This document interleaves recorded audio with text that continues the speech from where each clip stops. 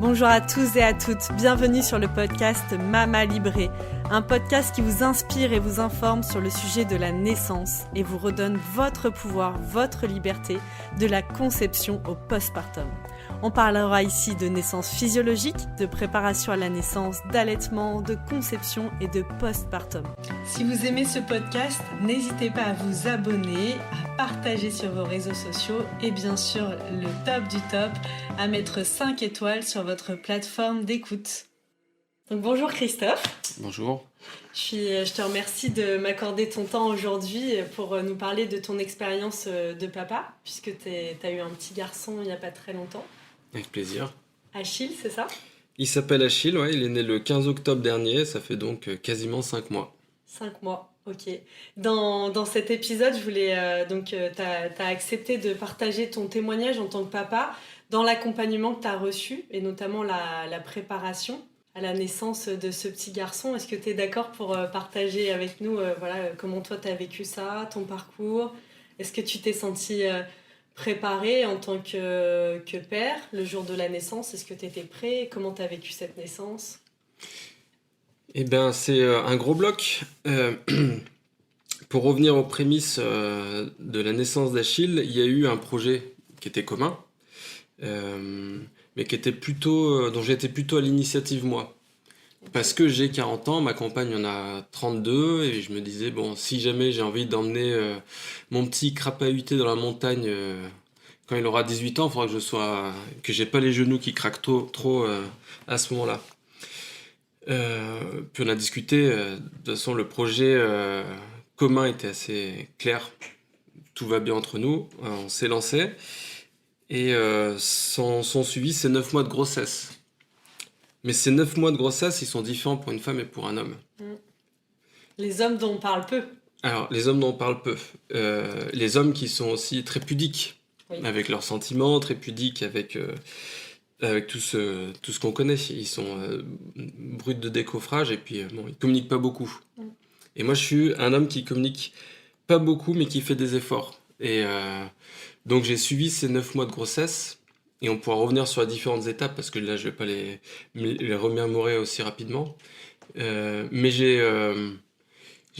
tenu à assister à tous les rendez-vous avec la sage-femme, par exemple, depuis le premier jusqu'à celui qui précédait la naissance du petit. Et je me suis rendu compte que j'étais le seul. Bon, après, c'est variable, hein, ça dépend des groupes, ça dépend de la sage-femme chez qui on va. Mais j'ai fait tous les ateliers de préparation en étant le seul homme représentant de ma caste pendant toute la durée de la préparation.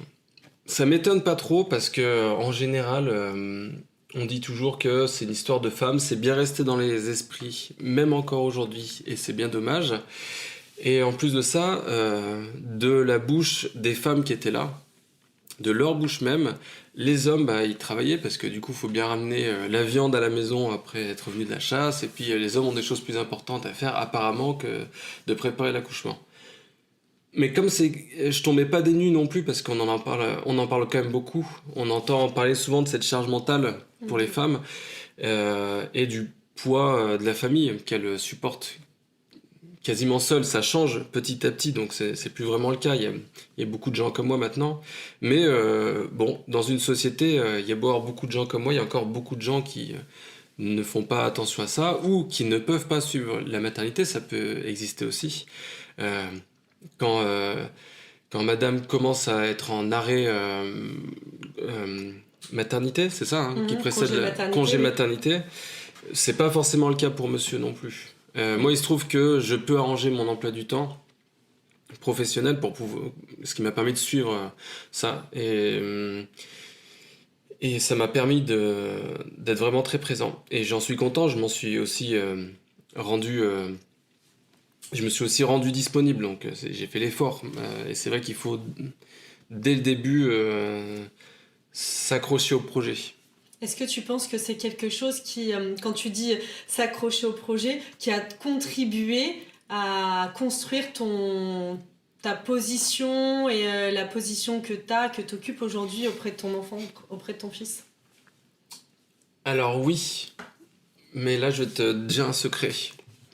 Moi, aujourd'hui, j'ai 40 ans. Aujourd'hui, j'ai 40 ans, c'est-à-dire qu'à la naissance de mon premier enfant, j'étais plus ou moins quarantenaire, parce qu'il est né juste avant mon 40e anniversaire. Mais pour te dire la vérité, les hommes et les femmes sont très différents. En tout cas, moi, j'ai vécu toute cette grossesse différemment d'Amélie. Et là où on se retrouve quand même beaucoup sur notre projet pédagogique et sur la manière avec laquelle on veut élever cet enfant, c'est vrai qu'on l'a vécu très différemment dans la grossesse. Parce que pendant la grossesse, c'est vous qui portez l'enfant. Et nous, on voit juste une femme qui commence à avoir des lignes qui commencent à être très courbées. Mais comme on est très primaire, on sait, hein, on lit des livres, on regarde des articles, et puis après, il y a la vie, donc on lit pas tout et on regarde pas tout, mais on entend parler les amis, enfin moi surtout que tous mes amis ont déjà eu des enfants, donc on sait à peu près ce que c'est. Mais pour moi, ça s'est matérialisé, malgré tout, les ateliers de préparation, ça s'est matérialisé le jour de l'accouchement. Et c'est même pas le jour de l'accouchement, c'est la seconde où j'ai vu le bébé sortir d'Amélie, ma compagne. À ce moment-là précis, c'est comme s'il y avait un nœud temporel. Et tout se matérialise d'un coup. C'est-à-dire qu'avant, évidemment, il y avait un petit fœtus dans le ventre. Il y a une évolution qu'on pouvait constater à l'échographie. On entendait parler du fait qu'au début, c'est une noix, puis ensuite ça devient une pomme, et puis après ça devient une banane, ou je ne sais plus quel fruit on prenait en comparaison. Mais pour moi, le bébé s'est incarné d'un coup. Et même si il était là avant, pour moi, je ne l'ai pas conceptualisé suffisamment pour comprendre ce qui m'arrivait au moment de l'accouchement. C'est-à-dire que ça a été un accouchement pour Amélie, évidemment, qui a vécu 1 million de fois pire que moi. Mais pour moi aussi, c'est un accouchement parce qu'il sortait pour de vrai, il s'est incarné. Ouais. Et cette incarnation-là, ça a été hyper important parce que je pense que j'ai versé une larme et que ça devait être la première fois depuis longtemps. Parce que du coup, comme je suis un bonhomme, comme on dit, tu vois, et puis les sentiments, faut pas trop les montrer, voilà. Faut pas pleurer. Vrai, faut pas pleurer. Et là, ça m'a quand même mis la petite larme. Et j'en ai discuté depuis avec d'autres amis qui sont comme moi. C'est des mâles, tu vois, virils. Et on s'est tous dit, ouais, effectivement, quand le bébé arrive, il y a quelque chose qui se passe chez nous. On commence à s'adoucir un petit peu et puis on devient meilleur. On devient une meilleure version de nous-mêmes, je pense. Voilà, pour ce qui est de la préparation. Mais on peut y revenir un peu dans les détails, parce que là, je t'ai vraiment brossé en gros 9 mois en 10 minutes à peu près. Mais tu as peut-être des questions particulières. Déjà, c'est intéressant ce que tu évoques, juste qu'on peut faire un petit point sur la naissance. C'est un peu le devenir père, en fait. Est-ce que tu dirais que tu as la sensation d'être devenu un papa à ce moment, au moment où tu as vu ton fils sortir ou naître ? Ouais. Pas avant, ouais, c'est sûr. Avant, j'étais encore un adolescent de 39 ans. Et puis après, je suis devenu papa à ce moment-là, et où j'ai pris conscience de tout ce que ça allait représenter. Ouais. Okay. C'est étonnant, hein. Mais jusqu'au moment où on est allé dans la salle d'accouchement, enfin de bloc, parce que il était par le siège, il est sorti par le siège. Du coup, c'est un accouchement un peu particulier où on s'attend à tout moment à avoir une césarienne.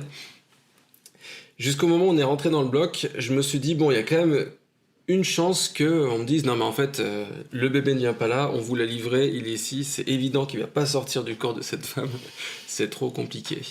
Et en fait, quand on voit le miracle de la naissance, quand même on se dit, et on parle souvent de la force des femmes, on se dit, waouh, quand même, c'est un vrai boulot. C'est un vrai boulot et c'est vraiment impressionnant de beauté, cette nature. Au moment où ça arrive là, on se dit, il y a quand même beaucoup de choses qui doivent se mettre en place pour que depuis la nuit des temps, toutes les femmes, et ça c'est valable aussi pour les animaux, mais pour que tout le genre féminin puisse donner la vie. Et c'est magique, c'est même plus que magique, du coup on retrouve des considérations d'ordre spirituel, alors que je ne suis pas croyant du tout, mais je me dis c'est un miracle, vraiment, incroyable. Et ce miracle-là, en féconde un deuxième, c'est le fait que des adolescents attardés comme moi deviennent après responsables.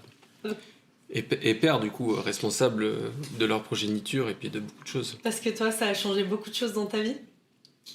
dans ta perception, quand tu dis j'étais un adolescent. Ah mais dans ma perception, oui, ça c'est sûr. Qu'est-ce qui s'est passé en fait? Si tu pouvais le décrire pour même des papas qui écouteraient cet épisode et qui sont dans cette période où peut-être leur femme est enceinte et finalement c'est tellement l'inconnu après. Ouais. Quel conseil tu donnerais toi pour se préparer au mieux à ce qui s'apprête à vivre? Le conseil, c'est que le conseil principal, quand j'y réfléchis bien, c'est d'écouter quand même sa femme, enfin sa compagne, parce que quand elle dit des choses, il y a quand même une grosse préparation derrière auquel on n'est pas forcément enclin ou habitué. C'est-à-dire que moi je prépare jamais rien. C'est-à-dire que je prépare pas le sac pour aller faire les courses, ni mon sac pour faire des voyages, je prépare rien, jamais rien. Et il y avait un vrai décalage entre Amélie qui préparait la venue du petit qu'elle avait en elle depuis 9 mois, et puis moi qui prenais tout à la légère en me disant c'est bon, il y a une maternité, ils vont savoir le job, il y a juste à se laisser faire, j'aurais juste à conduire jusqu'à là-bas, et puis c'est tout. Et en fait, non, Amélie qui était qui est très différente de moi sur ce point-là, c'est quelqu'un qui va se projeter énormément et qui va préparer beaucoup, des fois trop, mais avait tout anticipé. C'est-à-dire que elle savait que ça allait être un moment difficile, elle savait que peut-être, comme certaines des femmes qui accouchent, elle allait m'insulter ou, ou que ça allait être compliqué, qu'elle allait pleurer ou que ça allait être insupportable. Et elle avait anticipé tout ça avec l'aide du coup de cette préparation à la naissance et à la maternité, en se dotant de plusieurs trucs. Elle avait un sifflet un soufflet, tu connais? Mm-hmm. Pour pouvoir accoucher, ça c'était quelque chose qui lui a été transmis par la sage-femme.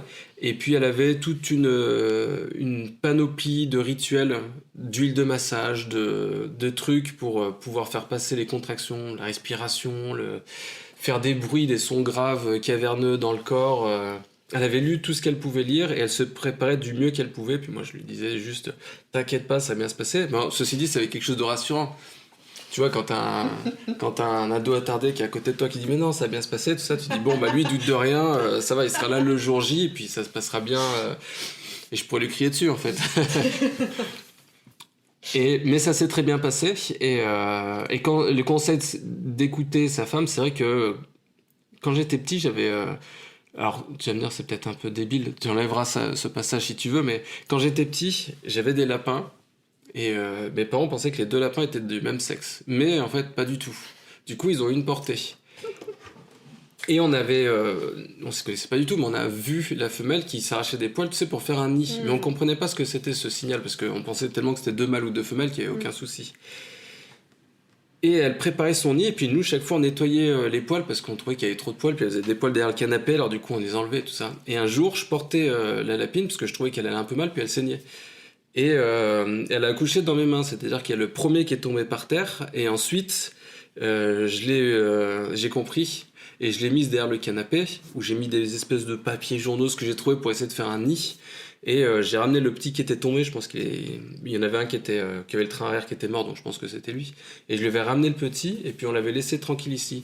Et j'ai trouvé que j'ai compris l'instinct maternel, avec cette lapine qui attendait ses petits et à qui on empêchait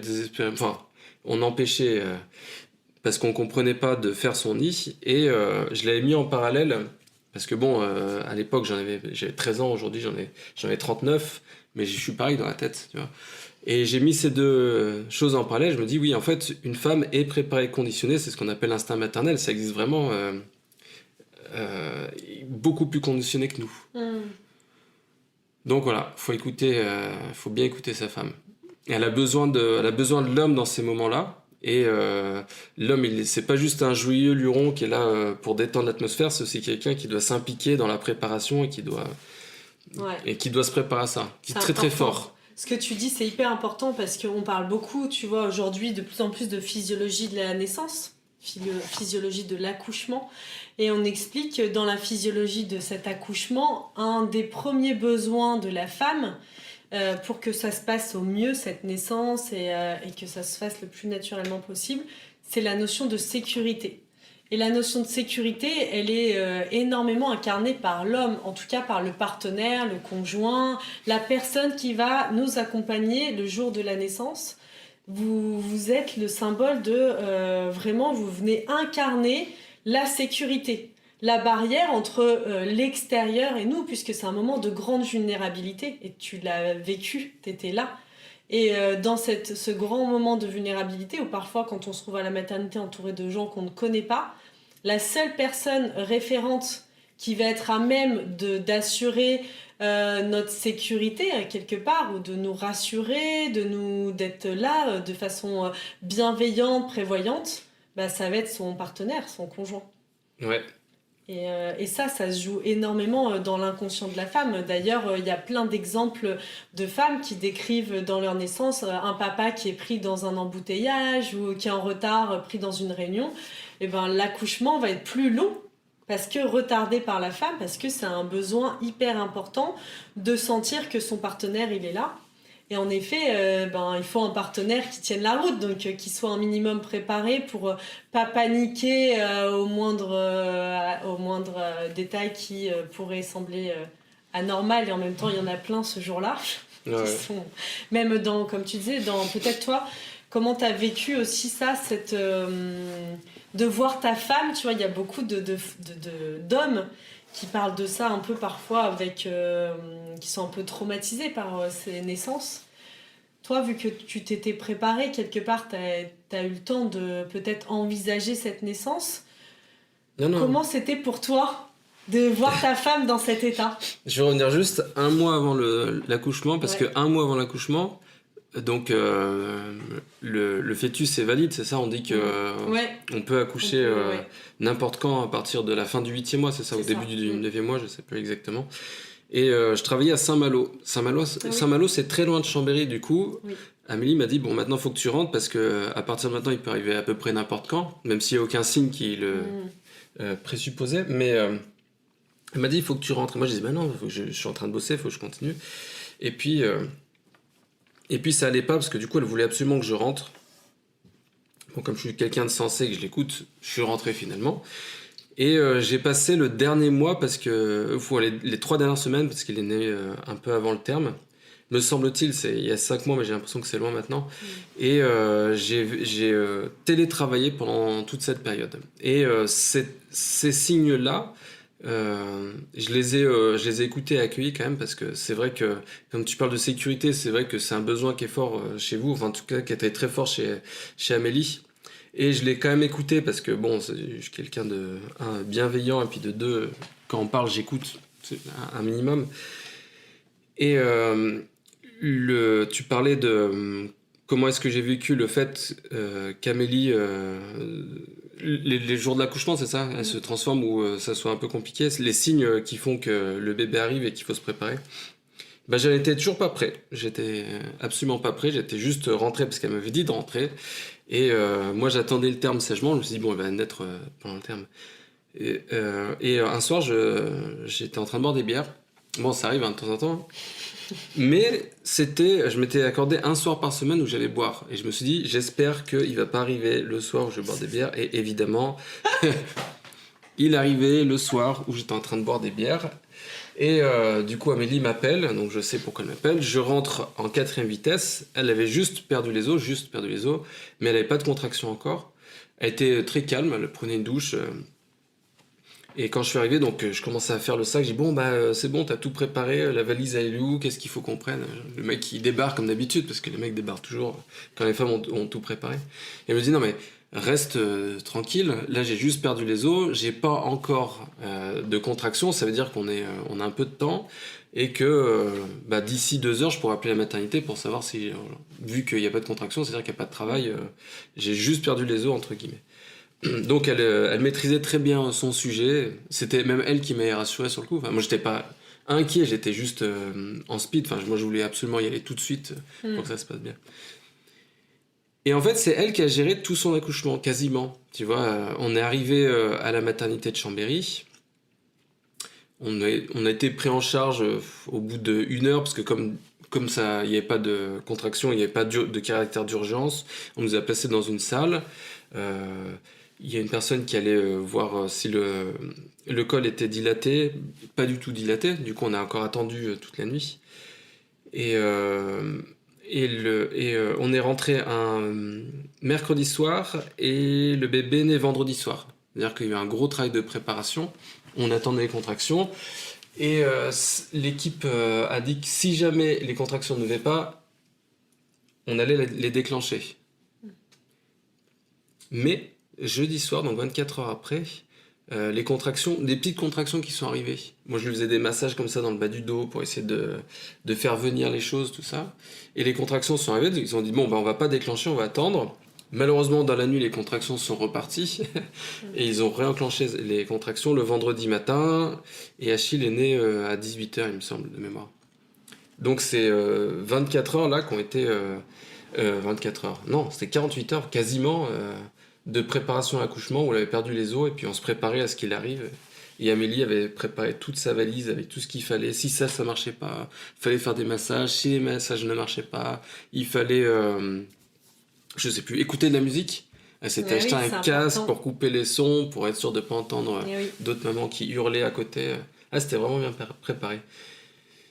Et par contre, si tu veux, sur le rôle de père dans une maternité, je ne m'y suis pas trop retrouvé. En tout cas, là, on aborde un autre sujet. Peut-être que je digresse un peu. Non, pas du tout. C'est hyper intéressant. Depuis le moment où on arrive à la maternité jusqu'au moment où on est sorti, j'ai dû me taper 2 lumbagos et puis je suis tombé malade parce que il n'y a rien pour recevoir les pères, en fait. Si, une chaise qui est à côté du lit. Et quand tu attends 48 heures que le bébé arrive... en fait, t'es assis sur un canapé comme ça, puis t'es vraiment trop mal dans ta vie. Alors, je sais pas, ça arrive peut-être très souvent qu'une femme arrive toute seule pour accoucher, mais c'est vrai qu'en général, il y a un accompagnant, donc ça devrait être quand même un peu mieux fait. La base, quand même, ouais. La base, ouais.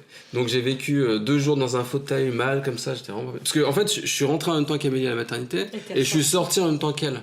Et entre les deux, je suis pas du tout rentré à la maison, j'ai rien fait d'autre, parce qu'il y avait assez de boulot à faire comme ça pour l'accompagner. Et je pense que j'étais pas trop, ni avant, ni pendant, ni après. Et confort vraiment spartiate. Et heureusement que Amélie, parce qu'encore une fois, elle avait tout anticipé, avait pris une chambre dans laquelle il y avait une espèce une chauffeuse, je sais pas comment on appelle ça, un lit dépliant contre la fenêtre, une place complètement inconfortable, mais bref, une chambre où l'homme pouvait accompagner, parce que sinon je me serais retrouvé à dormir par terre sûrement. Donc elle avait vraiment elle s'était occupée de tout. Mais je veux revenir sur ta question, parce que peut-être que là je pars trop loin. Ta question c'était sur quoi ? C'était justement sur toi, comment tu as vécu cette naissance en tant que père et en tant que conjoint, surtout dans, tu vois, c'est un moment hyper intense où la femme, elle est, je sais pas, Amélie, elle a une péridurale ou comment ça s'est... Attends, rappelle-moi, péridurale, c'est l'injection qu'on te fait là ? Ouais. Oui. Donc tout ça, même toi, est-ce que tu étais prêt à voir ça ? Je vais te parler du projet de naissance. Oui. Parce que le projet de naissance, si c'était que moi, j'aurais pas fait de projet de naissance, je serais arrivé, j'aurais dit faites ce que vous voulez. Sauf que Amélie est vachement plus renseignée que moi, mais intelligente, puis elle se projette dans l'avenir. Donc elle avait entendu parler de ce projet de naissance, et puis elle voulait faire un accouchement un peu nature, autant que faire se peut, parce que des fois il y a ce que tu veux faire, puis après il y a la réalité. D'ailleurs, la réalité est venue contrecarrer complètement ces plans, mais on est tombé sur une équipe médicale qui était sympa et qui expliquait tout, donc pas de problème. On arrive à la maternité, elle donne son projet de naissance, donc un accouchement en salle nature, pas de péridurale si possible, le moins d'injections de produits dans le corps. D'ocytocine de synthèse. Voilà, un accouchement le plus naturel possible. Malheureusement, comme le bébé était en siège, elle a dû quand même avoir une péridurale, c'est ça que tu m'as dit ? Exactement. Péridurale, parce qu'ils ont dit le risque, c'est si jamais il y a un problème, c'était anesthésie générale. Parce que du coup, pour lui faire une césarienne, il fallait bien que l'anesthésier. Donc elle a préféré prendre la péridurale. Et elle a quand même attendu d'être à 6,5 ou 7 à l'ouverture de son col, donc après pas mal de contractions, pour finalement l'accepter et qu'on lui injecte ça. Ce qui est courageux parce que quand quand on déclenche, donc elle a reçu de l'ocytocine de synthèse, c'est des hormones de synthèse qui déclenchent les contractions. Ouais. Et c'est prouvé que les contractions déclenchées sont beaucoup plus violentes que quand elles sont naturelles. Donc de tenir sans péridurale avec justement des hormones de synthèse, c'est très fort parce que souvent les contractions elles sont quasi intenables. Ouais, ça a duré. Ça a duré pas mal de temps. C'était parce qu'ils ont fait l'injection. C'est une injection ou non, c'est des cachets. C'est des cachets qu'ils ont donnés. Ouais. Il y a deux, c'est soit tu mets un tampon, soit tu prends un cachet, exactement. c'est ça. Donc on lui a donné des cachets. Et à 6h du matin, je crois. Et elle a commencé à avoir des contractions assez rapidement. Et toute la matinée, elle avait des contractions. Alors c'était un moment qui était un peu éprouvant. Surtout pour elle, parce que nous, on peut rien. Là, t'es vraiment puissant. Enfin, toi, c'est comme ça que tu t'es senti impuissant? Non, je me suis, oui, impuissant parce que je pouvais rien faire à l'intérieur, je pouvais pas, mais je pouvais soulager un petit peu sa douleur. Ça, c'est important. Et elle accueillait la contraction debout, appuyée sur le mur, tu sais, en faisant un son grave, tu sais, pour que ça résonne un peu, tout ça. Et moi, chaque fois qu'il y avait une contraction qu'il y avait, elle m'avait dit de lui masser le bas du dos comme ça. Donc elle me disait quand il y a une contraction, et moi je la massais un petit peu, comme ça, fort, pour qu'elle sente pas trop la douleur interne, mais plutôt un peu une pression assez soutenue à l'extérieur. Et on a passé comme ça 3-4 heures, je sais plus, à ce qu'elle... avec une personne qui venait vérifier l'ouverture à chaque fois. Et elle est arrivée, 6 et demi ou 7, je ne sais plus, avant qu'on aille en salle d'accouchement, où là, on lui a injecté la péridurale. Et après, ça allait un petit peu mieux. La péridurale, elle est que d'un côté, donc elle avait encore les contractions de l'autre côté. C'était quand même pas top, mais comme elle était allongée et qu'elle pouvait plus trop bouger les jambes, je pouvais plus lui faire grand-chose. Et voilà. Et ensuite, on a attendu de 2h jusqu'à 5h, je crois, quelque chose comme ça, parce que je vois que la péridurale, elle ralentit un petit peu le travail, l'ouverture. Et finalement, vers 17h de mémoire, comme ça a été ouverte à 10. Tout était prêt. En une demi-seconde, allez, on y va, monsieur, on va en salle de bloc, mettez votre tenue. Je me suis retrouvé dans un épisode d'urgence avec la magnifique combinaison bleue et les surchaussures, les sabots, tout ça. Et la Charlotte, surtout. Ah, très important. Et on s'est retrouvé en salle de bloc avec 8 personnes. Alors, je sais plus, l'anesthésiste, je sais même plus qui y avait. Mais on était 8 parce que en cas de césarienne, il fallait que tout le monde soit présent. Si le bébé était commencé à sortir et que la tête sortait pas, j'imagine qu'il y aurait eu beaucoup de travail et d'urgence à faire ça. Et Amélie s'est retrouvée à pousser pendant à peu près 3/4 d'heure. Et ça sortait pas trop, tu vois. Une demi-heure, ça sortait pas trop. Ensuite, le docteur... Alors, la personne qui fait accoucher, c'est... l'obstétricien. L'obstétricien, qui est accompagné d'une personne qui était sûrement obstétricienne aussi, mais peut-être en formation, parce qu'à la fin, quand ça chauffait un peu, il a pris sa place. Donc, je pense que... Voilà.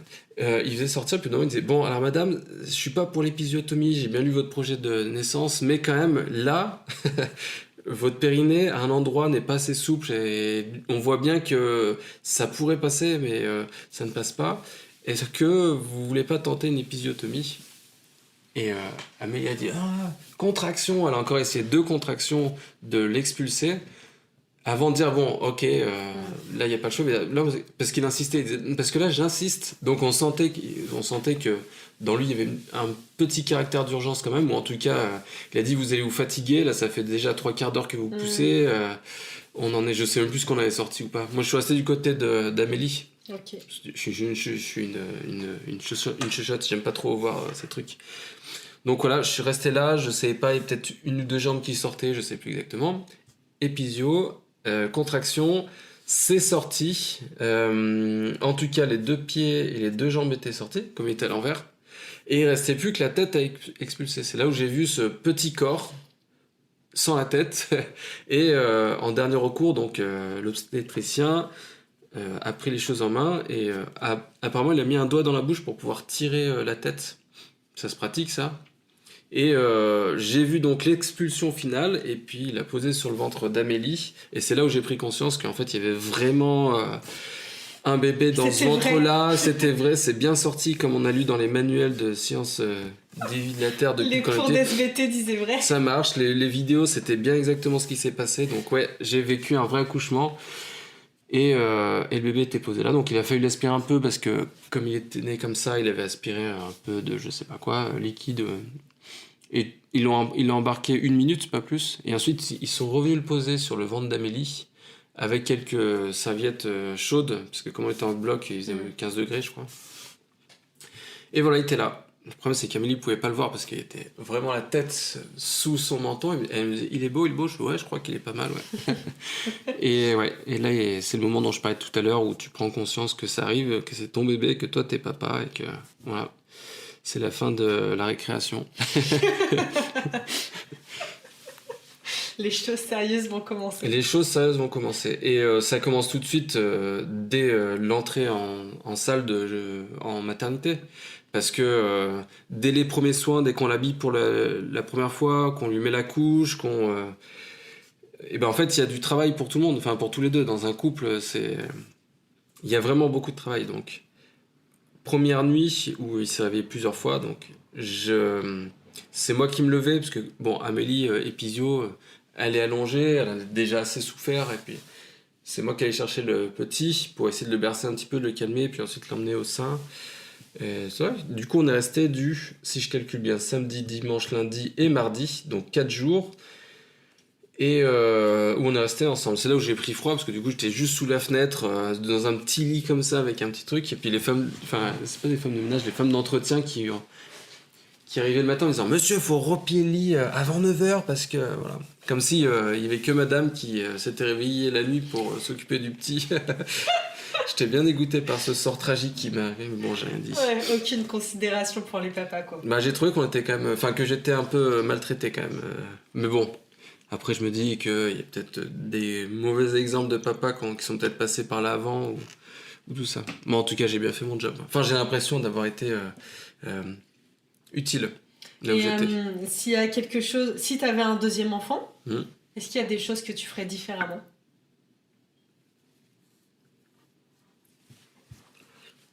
Moi, je pense que quand tu as eu un premier enfant, bon, après, il y a tous les accidents que tu peux avoir, mais tu as fait une fois que tu as conceptualisé l'enfant, le terme d'enfant, tu vois, T'as pris je pense que conscience. pour un homme, c'est plus facile le deuxième parce que tu vas aussi te préparer, en fait. T'as pris tout t'as pris le tarif à la première naissance où tu prends conscience de tout, puis après, ça t'aide, mais même dans la vie de tous les jours, j'imagine. J'en sors grandi. Je pense que avec un deuxième enfant, j'accompagnerai toujours Amélie aux différents rendez-vous, mais en plus, je l'aiderai à préparer la valise, le projet de naissance et tout ça. Pour te préparer toi aussi? Je pense que je serai prêt la deuxième fois. Hein. Ouais. Mais alors, la grosse différence, c'est qu'il y aura un autre enfant à s'occuper. Un aîné, ouais. Ouais, un aîné. Pendant l'accouchement, enfin pendant la naissance et tout ça.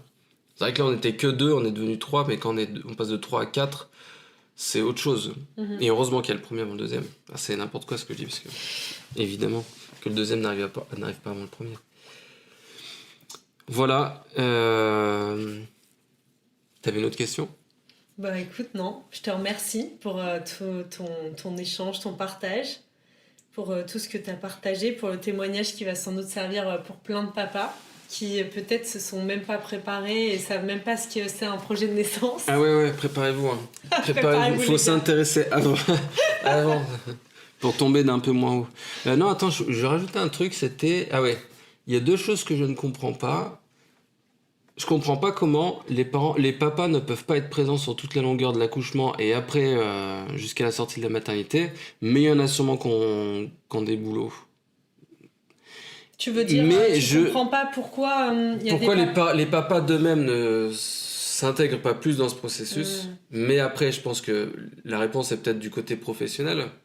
Mais bon, quand t'as ton premier enfant, au moins, faut laisser le boulot de côté. Et la deuxième chose, je ne comprends pas pourquoi ça s'appelle une maternité. Aujourd'hui, ça devrait s'appeler une parentalité. Ou, comme tu disais tout à l'heure, t'as dit qu'il y a des maisons de naissance. N'importe quel autre terme que maternité, parce que c'est excluant, tu vois. Je veux pas faire mon Non, homme mais... indigné. Non, mais c'est très intéressant ce que tu dis. Mais dès le moment où tu vas dans une maternité, c'est-à-dire que tu vas faire qu'à des mamans. Et c'est faux. Et c'est faux. Enfin, c'est encore vrai aujourd'hui, mais il faut que ça change et que ça ne s'appelle plus des maternités, des parentalités, des maisons de naissance, n'importe quoi, des maisons du bébé ou des parents ou n'importe quoi, mais qu'on comprenne qu'on inclut vraiment le la père famille dans en fait. Et puis il faudrait même montrer du doigt les papas qui sont pas là. En fait, il faudrait faire faudrait avoir des chambres avec des lits doubles. Parce que il faut accueillir aussi les papas. Ouais, mais c'est une urgence, tu as tout à fait raison dans ce que tu dis, ça devient urgent d'accueillir les papas, et je suis quasiment convaincue que aussi dans le bien-être du couple et de la famille en devenir, c'est hyper important, parce que un papa, dans la façon dont il va prendre soin de son enfant, dans le lien qui est créé à ce moment-là de la naissance, c'est quelque chose que tu peux difficilement remplacer. Il y a quelque chose de très fort qui se joue là, que tu as témoigné là. Surtout sur les premiers gestes qu'on va te demander de faire sur le bébé. Donc, comment on change la couche, comment est-ce qu'on lui nettoie le nez, les yeux. Tout ce travail-là qu'on fait, un travail formidable que font les sages-femmes et puis les soignantes qui sont dans les maternités, c'est un apprentissage sur la parentalité. Mais ça conditionne après le retour à la maison. Parce que s'il n'y a que la femme, la maman qui a appris ça, c'est vrai que le père est démuni et quand il ne sait pas quoi faire, il va reporter sur sa compagne. Et c'est vrai que apprendre aussi ces gestes-là, c'est s'impliquer plus par la suite. Bien sûr. Mais après, encore une fois, je jette pas la pierre à tous les papas qui sont pas là, parce qu'il y a sûrement des raisons qui font que... Parce que c'est intéressant d'avoir un enfant. Donc je me dis, s'il y a certains papas qui sont pas là, c'est pas forcément du désintérêt. C'est aussi, je pense que pour au moins la moitié, c'est pas un choix, c'est une obligation professionnelle ou autre. Par exemple, c'est pas tous des premiers enfants qui naissent, donc si jamais il y a un deuxième enfant qui est déjà là, faut s'en occuper. Il n'y a pas forcément les parents ou les beaux-parents qui sont sur place, donc il y a beaucoup de choses qui peuvent expliquer ça. Mais au moins pour le premier, il faut être là. Là, je suis intransigeant là-dessus, si... Super, merci beaucoup Christophe. Merci de m'avoir écouté.